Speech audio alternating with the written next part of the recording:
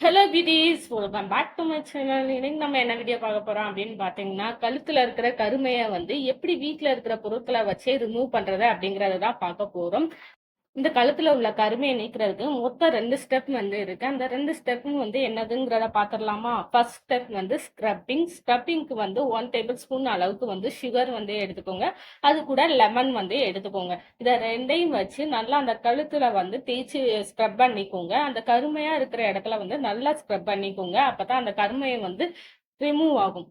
இப்ப second step வந்து பார்த்துடலாம். ஃபர்ஸ்ட் ஒரு பவுல்ல வந்து 1 டேபிள் ஸ்பூன் அளவுக்கு gram flour, pinch of turmeric, அப்புறம் லெமன் வந்து பிழிஞ்சு விட்டுக்கோங்க. இது கூட வந்து பால் உங்களுக்கு தேவையான அளவுக்கு வந்து ஆட் பண்ணிக்கோங்க. ஒரு பேக் டைப்க்கு வரணும்.